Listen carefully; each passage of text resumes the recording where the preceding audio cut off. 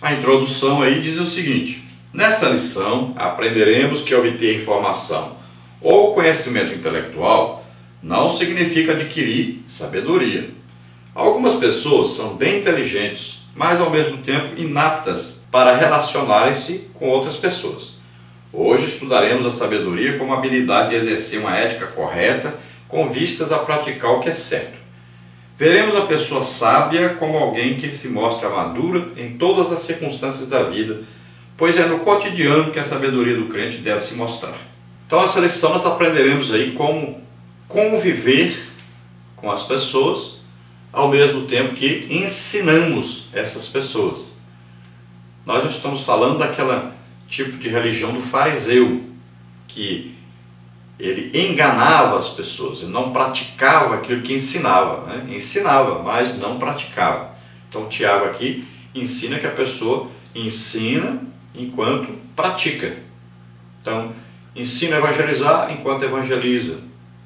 Ensina que Jesus faz milagres enquanto essa pessoa pratica. Deus usa ele. E em todas as coisas que ele vai ensinar, ele também pratica. Então esse é o método que Jesus ensinou, que os mestres devem fazer isso. Então, praticar aquilo que ensinam. E nós vamos ver que esse tipo de ensino com a prática produz paz, produz união, produz crescimento espiritual, produz alegria de pertencer ao reino de Deus.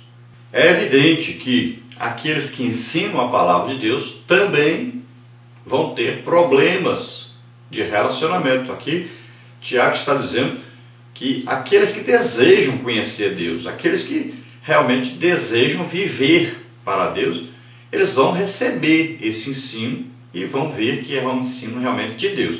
Agora é evidente que existem os religiosos, existem aqueles que combatem contra o reino de Deus, e dentro da própria igreja existem aqueles que ensinam, mas a intenção deles é tirar o lugar de outro. Eles têm inveja, eles estão querendo dividir sempre a igreja, estão querendo fazer grupos, né? Nós vamos ver, por exemplo, na igreja de Corinto, que faziam grupos, uns eram de Paulo, outros eram de Apolo, outros eram aí de Pedro, outros eram de Cristo. Então separaram, fizeram grupos.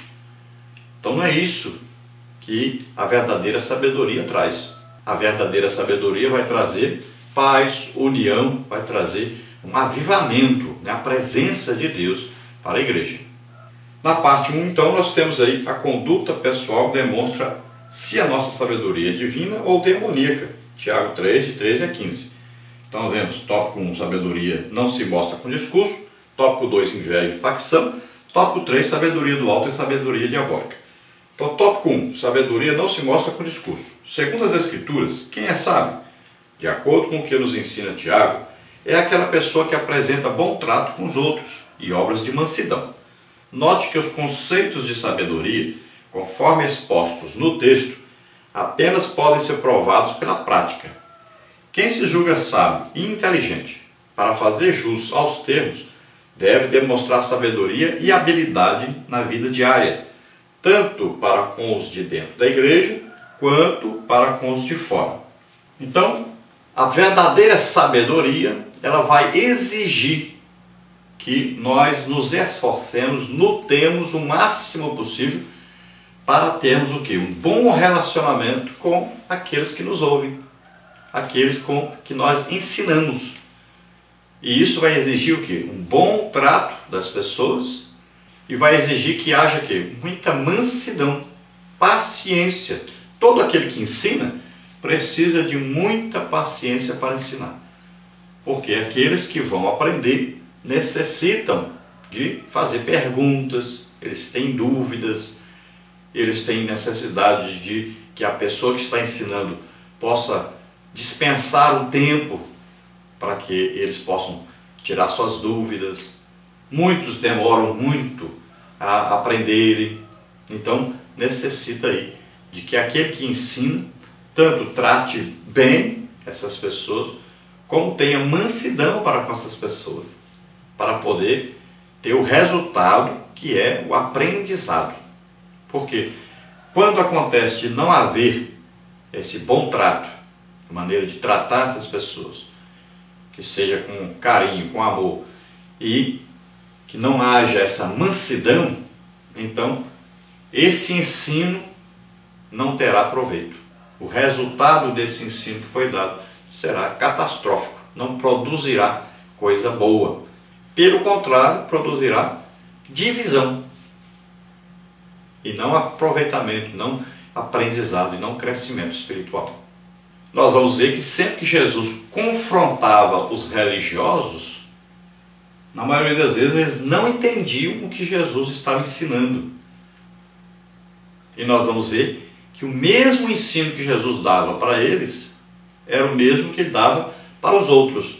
Mas os outros compreendiam. E na maioria das vezes, quando não compreendiam, eles iam até Jesus e pediam para Jesus explicar. E Jesus explicava para que eles pudessem, então, entender. Já aqueles religiosos, aqueles que se julgavam os donos da verdade, inteligentes e sábios, saíam revoltados, falando mal e querendo até matar Jesus. Tópico 2, inveja e facção. Versículo 14. Se para ocupar a posição de mestre a pessoa for motivada pela inveja ou por um sentimento faccioso, de nada valerá o ensino por ela ministrado. O que Tiago apresenta na passagem em estudo não diz respeito ao conteúdo ministrado pelo mestre, mas à postura soberba e arrogante adotada por ele ao ministrá-lo. As informações podem até ser corretas e ortodoxas, mas a postura adotada pelo mestre lançará por terra ou não o discurso por ele proferido. O mestre, por vocação, compreende a sua disposição de servo. Ele gosta de estar com as pessoas. Assim, naturalmente, ele ensinará o aluno com eficiência, mas principalmente com seu exemplo e respeito. Mateus 23, de 1 a 39. Então, importa muito no ensino a motivação. Por que vai haver o ensino? Qual a motivação daquele que ensina? Se a motivação é dividir, é um sentimento faccioso que vai dividir as pessoas, então veja só, esse ensino pode até usar Bíblia, usar palavras corretas, mas esse ensino não está de acordo com a vontade de Deus, com o reino de Deus.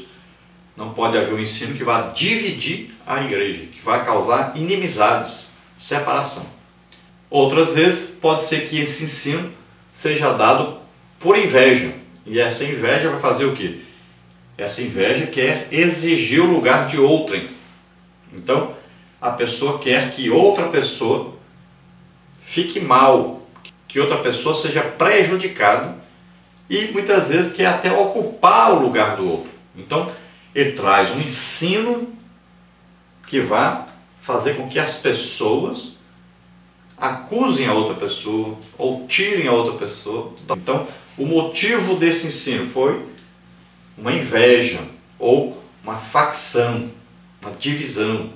Então, sempre essa motivação do ensino pode fazer com que o ensino, então, não produza aquilo que Deus deseja que produza.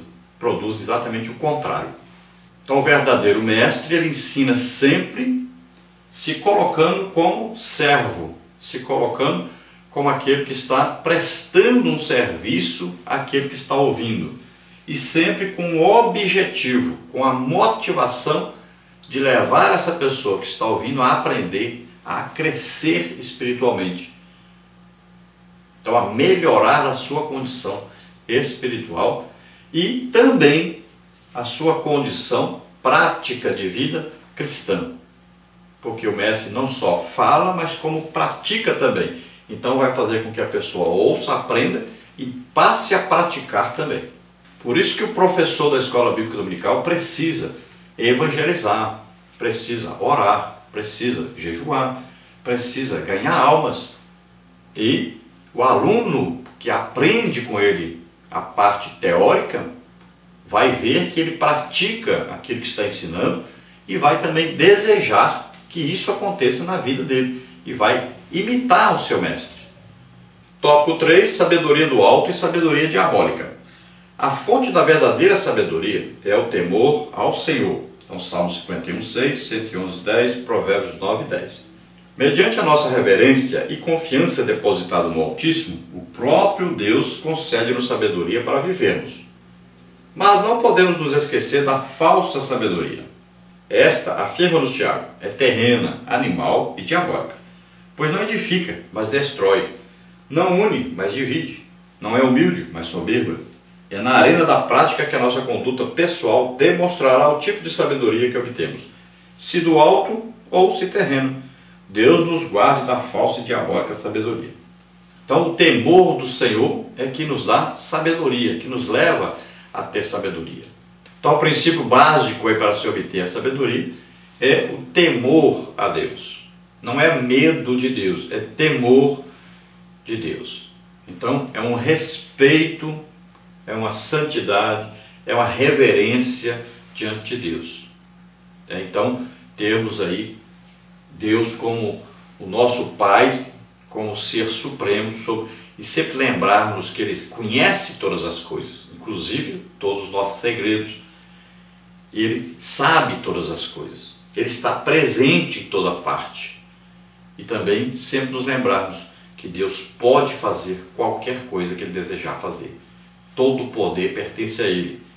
Então nós devemos nos lembrar sempre disso, nos aproximar de Deus, tendo esse temor.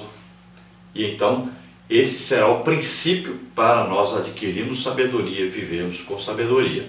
Então devemos também nos lembrar aí da falsa sabedoria, da sabedoria que os homens em geral têm e que a maioria das pessoas tem essa sabedoria.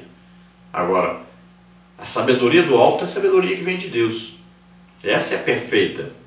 Mas a sabedoria humana, terrena e muitas vezes até diabólica, então essa é natural dos homens.